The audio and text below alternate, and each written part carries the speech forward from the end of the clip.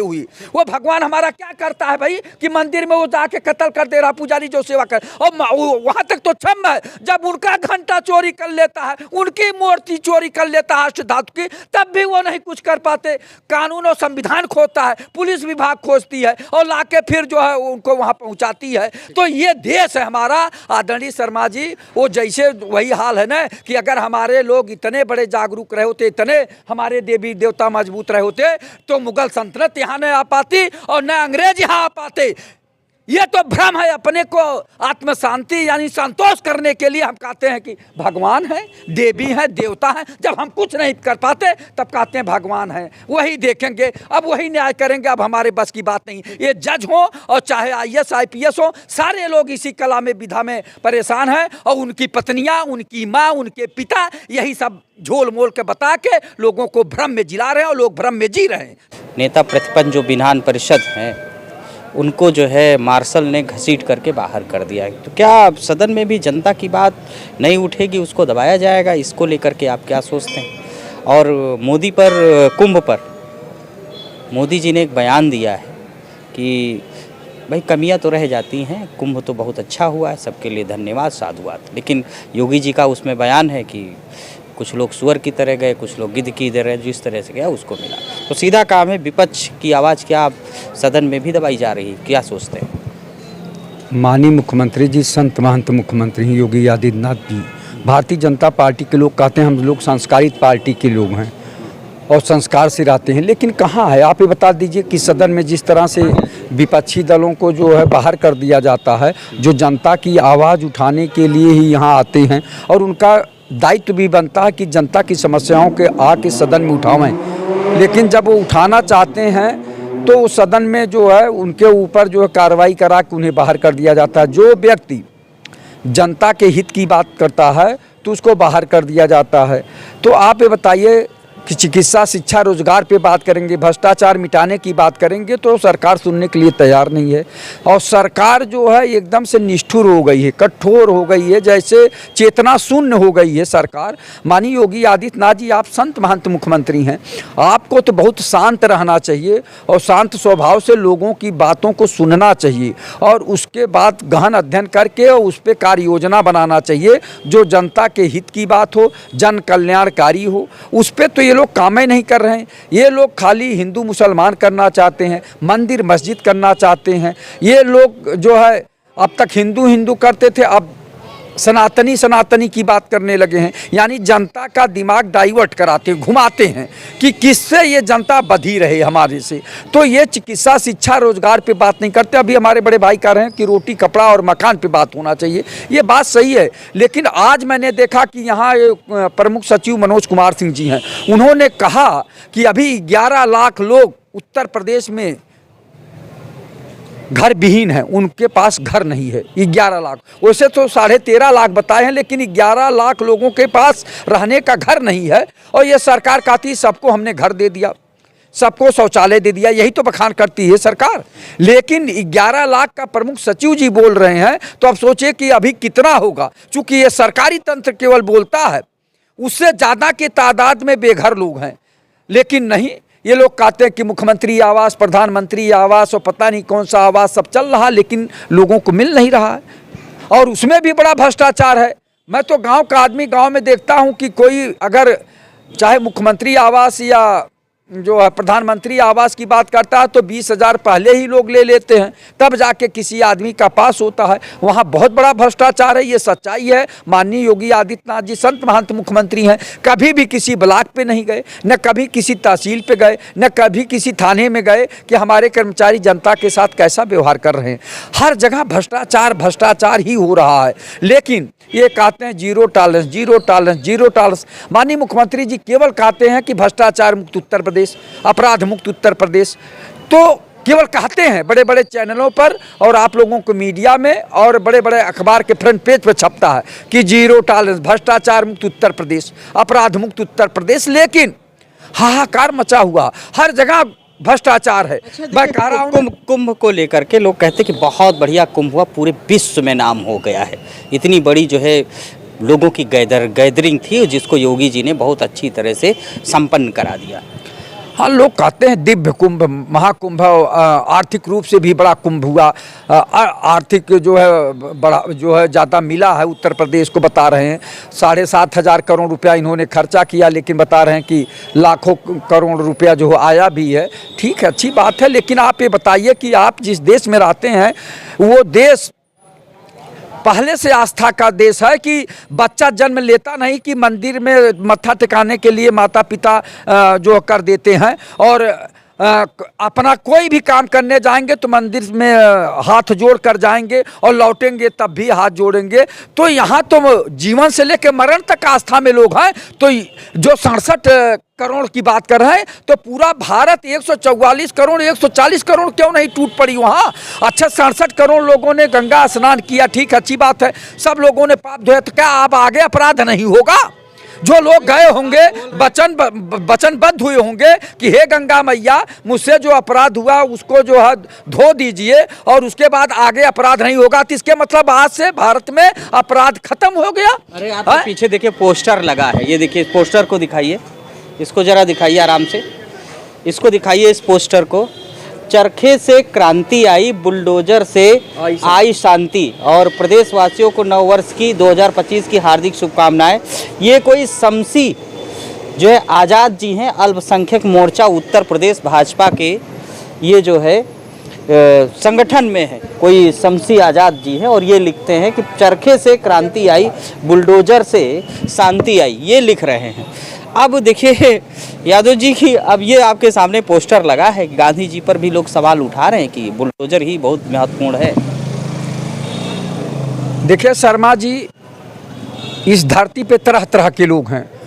कुछ लोग जैसे नहीं होता कि जिधर हवा बहती उधर चल देते हैं, और कुछ लोग चिंतन मंथन करते हैं, आलोचना विवेचना समालोचना करते हैं, मनोवैज्ञानिक दार्शनिक आत्मिक विवेकी ज्ञान से परखते हैं कि सही क्या है। कुछ लोग क्षण भर में जो है जैसे जिधर सरकार जिसकी सरकार आई उधर मुड़ जाते हैं और उसी की तारीफ करने लगते हैं। तो ये जो ये सब देख रहे हैं आप, उसी का एक पहलू है, एक अंग है।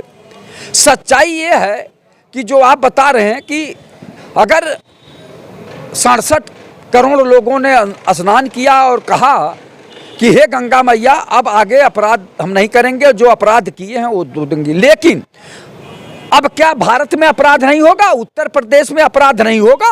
जो हमारे मुख्यमंत्री जी कह रहे हैं दिव्य महाकुंभ, भव्य महाकुंभ हुआ, अमृत पान करिए, तो कहते थे 144 साल के बाद महाकुंभ आया है, अमृत स्नान करिए, अमृत स्नान करिए। लेकिन मैं माननीय मुख्यमंत्री जी से पूछना चाहता हूं कि जो लोग उत्तर प्रदेश में है तो क्या या वो स्वतंत्र रूप से स्वच्छंद रूप से ये मान ले कि यहाँ अपराध नहीं होगा?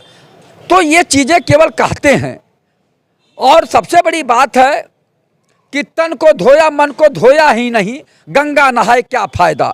ये लोग जितने लोग गए थे ये ज़्यादातर लोग दिखावा के थे, नहीं तो भारत में अब कोई अपराध हो ही नहीं सकता। अगर इतने स्वच्छ मन से लोग गए थे स्नान करने, प्रयागराज में गंगा मैया में त्रिवेणी में स्नान किए हैं, और अगर वो संकल्प लेके आए हैं कि हे गंगा मैया हमारा जितना भी अपराध हुआ है आप धुल दीजिए, आगे मैं अपराध नहीं करूंगा, मुझे क्षमा करिए, तो इसके लोग गैर अपराधी हो जाएंगे, तो सब जेलें खाली। अब तो जेलें खाली हो जाएं, और दूसरी बात जेलों में भी स्नान कराने की व्यवस्था की गई, टैंकर से और जो है किसी बर्तन में लाके, चाहे वो घड़ा हो चाहे जिससे लाके वहाँ जो है ये उसमें डाल के उन लोगों को भी नहवाया गया, तो उन्हें भी जो है एक तरह से पाप मुक्त किया गया। तो अब छोड़ देना चाहिए, सब करना चाहिए, सरकार है, ये सरकार है, देखिए इवेंट नहीं करना चाहिए।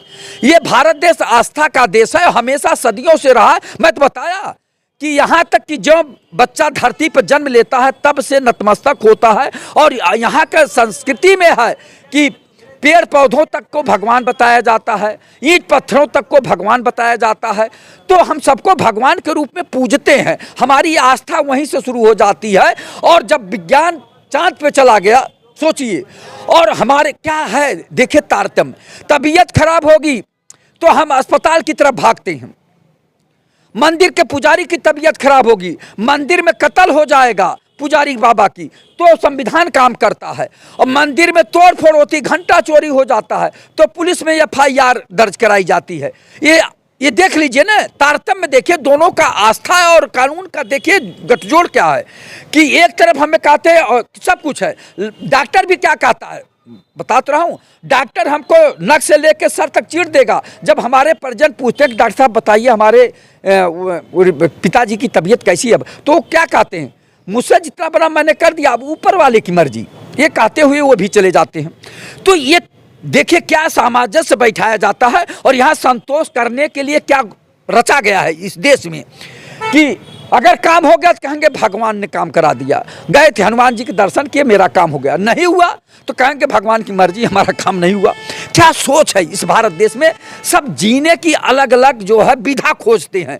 हमारा जो काम हो जाता है, कुछ लोग काम जिनका वैसे भी बन जाता है, तो कितने लोग ऐसे होते हैं कि नहीं मैं उतनी योग्यता रखता था और मैंने ये परीक्षा पास किया, इसमें मेरी निपुणता की बात है, मेरी कर्मठता की बात है, मेरे सोच की बात है कि मैंने वो परीक्षा पास किया। लेकिन वहाँ भी एक और कला है कि उनके अन्य लोग, जो लोग कहते हैं अरे पढ़े लिखे विद्वान भी गए, तो उनको फिर घुमाते हैं कि नहीं इसमें भगवान जो है आपको पास करा दिया, नहीं तो आप में कोई क्षमता नहीं थी, आप वो मंदिर में गए थे ना तो इसलिए पास हो गए।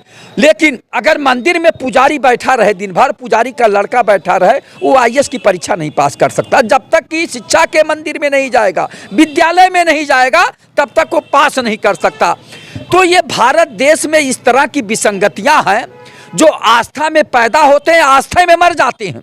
सोचिए, और इधर कहते हैं हम अमेरिका के बराबर रहेंगे, हम चीन के बराबरी करेंगे, हमारा इतने ट्रिलियन डॉलर हो जाएगा। जिस देश में प्रति व्यक्ति आय सबसे कम है और वो देश के लोग ललकारते हैं कि हम अमेरिका के जवाब दे देंगे, हम अमेरिका के बराबर हैं, चीन के बराबर हैं, जापान के बराबर हैं।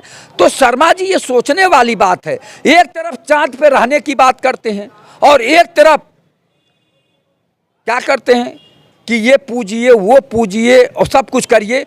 मर्डर हो जाता है, मंदिर में मर्डर हो जाता है पुजारी का, तो क्यों नहीं वो जो पत्थर की मूर्ति है, क्यों नहीं जो उठ के उस जो मर्डर करता है, जो कत्ल करता है, क्यों नहीं उसको पकड़ लेती है, या उनको तुरंत वहीं श्राप क्यों नहीं दे देती कि तुम जा मर जा, वो जा नहीं पावे, वहीं आके पुलिस पकड़े या जनता पकड़े या जिसके माता पिता मरे हैं वहीं पकड़े। लेकिन नहीं, तो ये भ्रम है, भ्रम, दिमाग का भ्रम। तो इस देश में तरह तरह के भ्रम फैलाए गए। साधु सन्यासी और लोग आईएएस आईपीएस पीपीएस पीसीएस, अभी हमारे बड़े भाई एक बता रहे थे वैज्ञानिक लोग भी गए, तो वो वैज्ञानिक लोग गए मानता हूं, लेकिन विज्ञान के बारे में जानते हुए भ्रम है। जैसे हमारे देश में एक और है, बिल्ली रास्ता काट दिया, कुत्ता रास्ता काट दिया, अब हम आगे नहीं जाएंगे। क्या भ्रम है, क्या बेवकूफ़ी है, वो भी जानवर है इसी धरती पे, वो भी ईश्वर की देन है। तो वो चला गया तो आप रास्ता जो कट गया है वो आप लौट आएंगे, फिर पानी वानी पिएंगे तब जाएंगे। कोई छींक दिया संजोग से, जो शारीरिक प्रक्रिया है, तब लौट आएंगे, कहने अरे वो तो छींक दिया। तो इस देश में तरह तरह के हैं, इस देश को जो है भरमाया गया है।